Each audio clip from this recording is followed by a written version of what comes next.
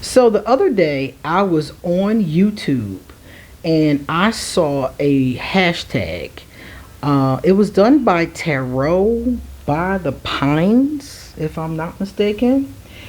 And I thought it was really interesting because it was talking about my favorite all-time favorite show, The Golden Girls. And that tag was basically if each Golden Girl was a tarot deck. So there are four decks for each Golden Girl and one bonus one that I'll tell you about when I get to it. And I was like, this is so cute. This is adorable. So I really wanted to do this particular video response to Tarot. What did I say? Tarot by the Pines? I think it is, yeah. And I really want to do this video response because I thought it was so cute and this is my favorite show. So I don't know how many of you even remember the Golden Girls, but if you do, this is for them. They are all deceased now, and I would like to thank them all for being a friend. I've watched them episodes over and over again, and I swear, out of all the funny shows I've watched, that I really believe that's the funniest one. I have to give it #1 spot. It is my favorite show. It was a great show. It featured B author Betty White, who just died not too long ago, Estelle Getty, Rue McClanahan, and Herb Edelman. And there was a lot of other characters too. A lot of people, a lot of guest stars. I mean, all kinds of stuff. And it was just hysterical. It was about these four old ladies who were living together and the challenges that they faced, you know, in their golden years. And it was really interesting. They talked about sex. They talked about sexuality. They talked about HIV. They covered a lot of really hard-hitting topics, especially for that time period. And they did them with with the style, with the elegance, with the grace, with the compassion of, I would say, a hill giant. I mean, it was amazing. It was an amazing show. But at the same time, it was funny. So it was like they touched all these topics, but in a comedy. So it was awesome. Anyway, my name is QueenAusetHeru, and thank you for joining me for another wonderful edition of Ask an Aquarius. If you haven't already, please hit the red subscribe button and smack the bell. Also, if you like this video, please give it a thumbs up and pass it on to anyone and everyone who might like it as well. If you would like to get a reading done, please email me or hit me up on social media. Underneath this video, you will find all of my personal information, and you'll find the links to the decks that I'm getting ready to show you. Let's get started. All right, so it says here, let's see. In honor of Betty White, B author, Estelle Getty, Rue McClanahan, and Herb Edelman, we discover which tarot decks represent their characters in their energetic form. What do these characters mean to you, and which deck from your collection would you choose to represent them? All right, so the very first one is Rose. Rose was your sweetest deck whose heartfelt messages are simple and easy to understand. Rose was a very childlike person. She was very sweet. She was very kind, a little naive, a little goofy. And when I thought about Rose, the first deck that came to my mind was the Bumbleberry Hallows Tarot deck. This is one of my favorite decks. And for those very reasons, again, sweet, kind, childlike, easy to understand.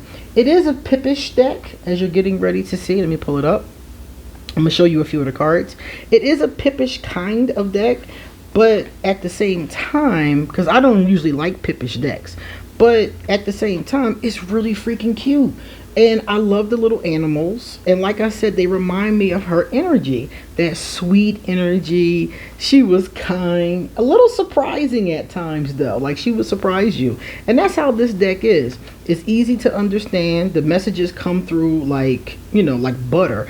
But at the same time, sometimes it surprises me with the level of wisdom that it has for a deck that's so cute.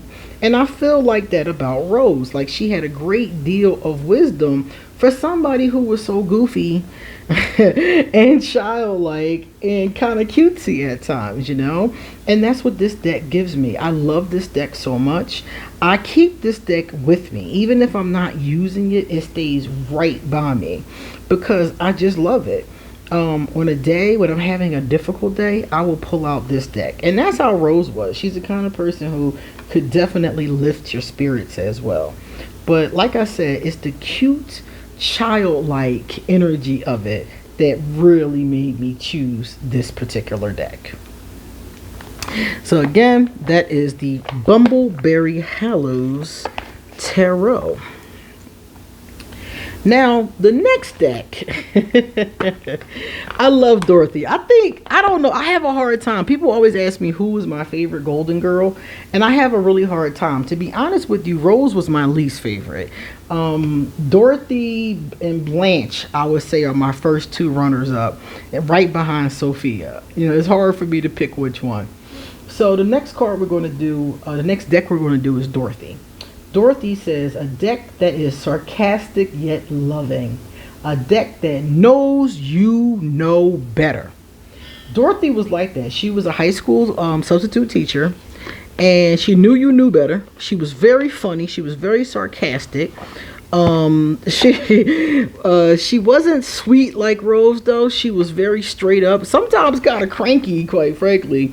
And when I thought about a deck that knows that I know better, is very straight up, kind of sarcastic yet loving, I immediately thought of this one. I done beat this deck up, so I use it so much as beat up.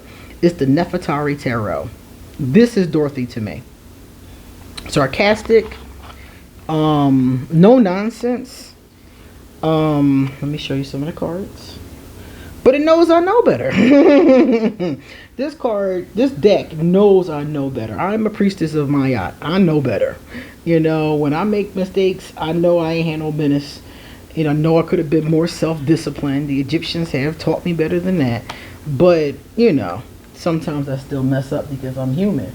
So this deck is my Dorothy deck. It's very sarcastic. It knows that I know better. It digs in my back when I need my back dug in. Okay, it's very biting in that kind of way, but still loving.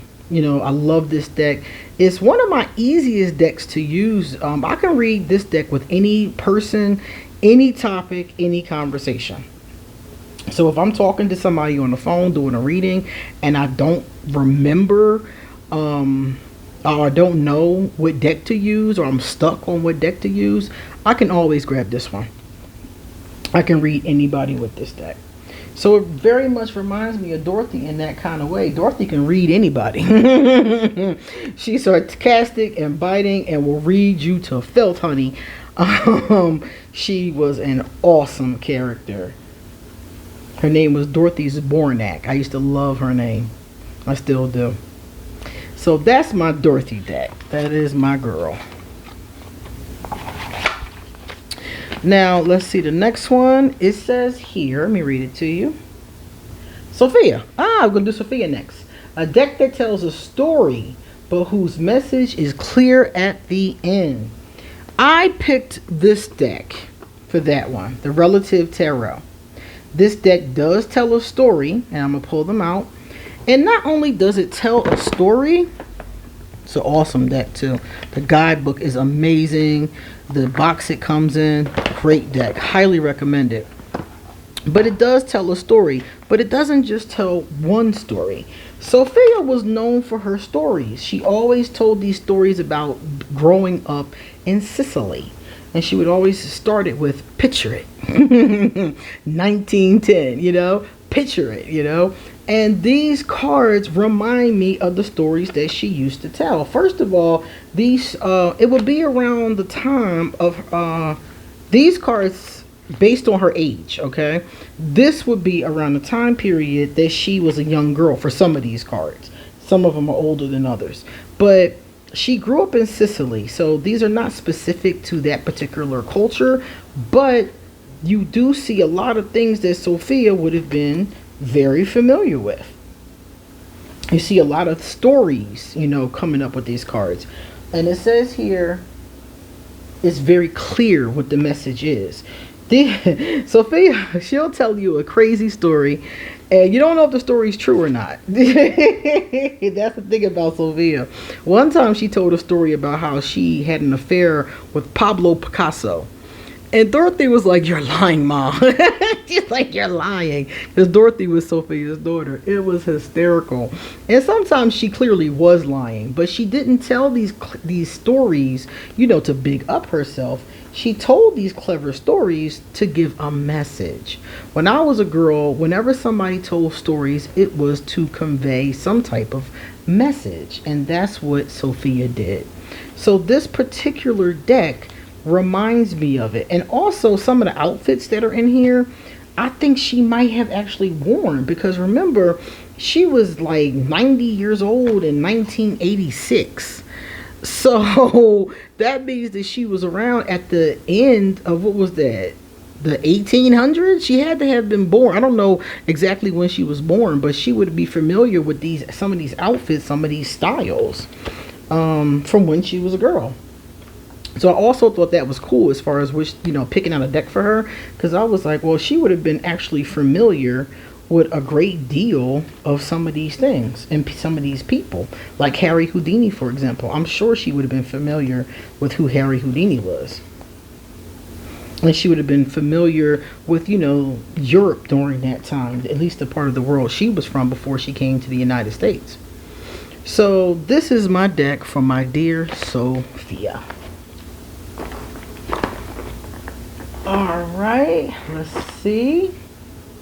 The next one we have here is Blanche, your most luxurious, your most beautiful, or your most sexy deck. So for Blanche, I picked my most sexy deck. Blanche was very sexy and she was very sexual. So I picked this one, Le Tarot des Femmes Érotiques. This is the energy of Blanche. Blanche was not afraid of her sexuality. Blanche will tell you in a heartbeat she's had many men. Okay? Many men. At one point, she gave Dorothy and the girls, she gave them a birthday, or was it Christmas? It was a Christmas gift. And it was a calendar. It was called Blanche's Boudoir. And it was a calendar of all of the men who she had slept with that year. And in their full glory. So Blanche celebrated her sex and sexuality, even though she was an older woman, which I thought was awesome, because she wasn't afraid to do so. And women at her age, let's say she was about 60 maybe, her portrayal, she always said she was 40 on the show, but it was obvious that she was at least 20 years older than that. So my thing was that for a woman, she was very sexy, she was very sexual for a woman of her age, and she was comfortable with herself. She had been married, her husband died, and she just kept it pushing. She felt the hurt and she went through the feelings. And then on the other side of that, she started to have her many men. Blanche had so many boyfriends, I can't even remember how many it was. And she talked about her sexual exploits. She talked about dressing up in little costumes. I mean, Blanche was, she was about it, and she wasn't ashamed.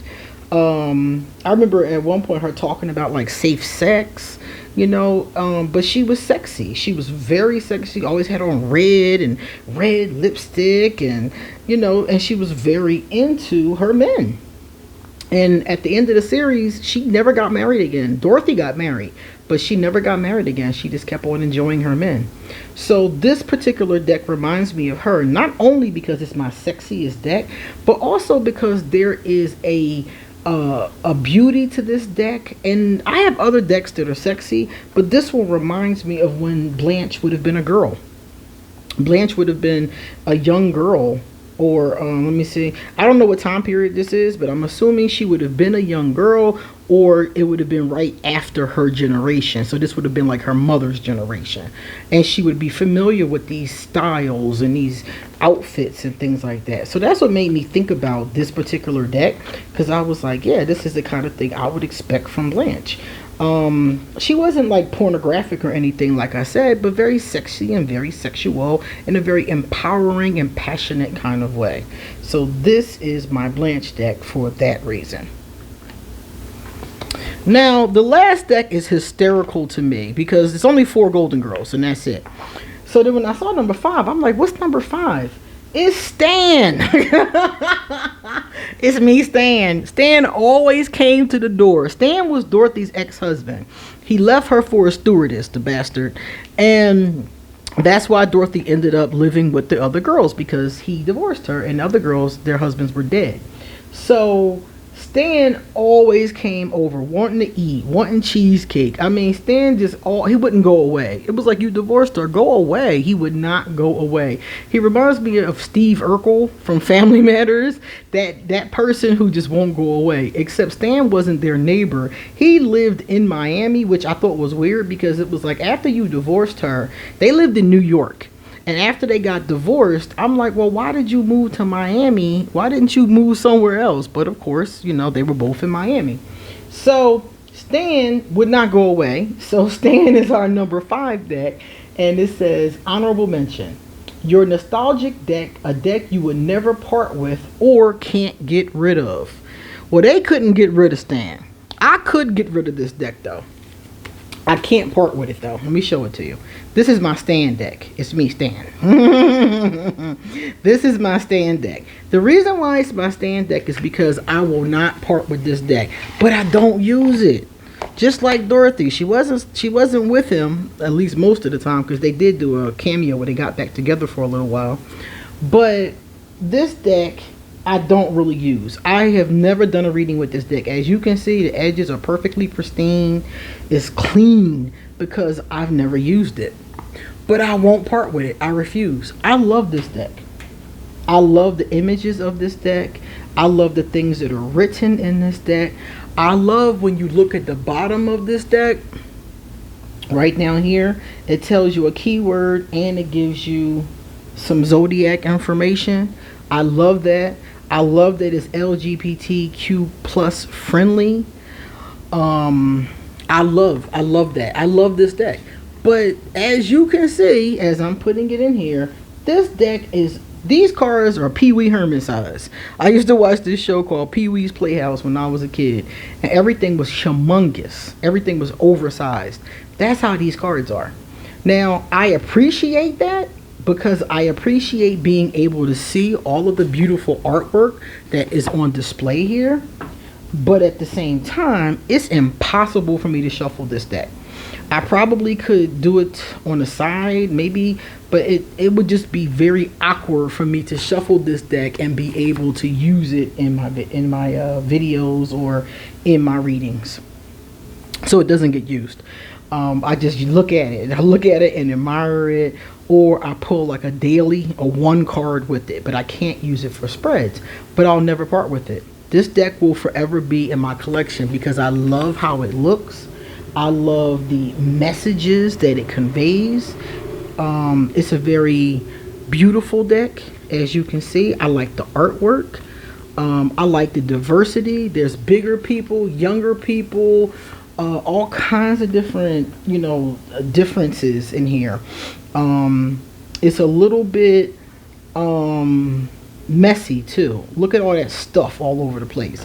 I like that. I like the colors used. So this is my Stan deck because even though I'm not really using it, I will never get rid of it. And Dorothy got married. I remember on the day she got married, Stan was the limo driver.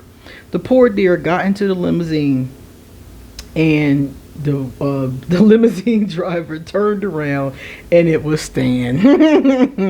And he just wanted to tell her congratulations and blah blah blah on her nuptials. So he finally let her go.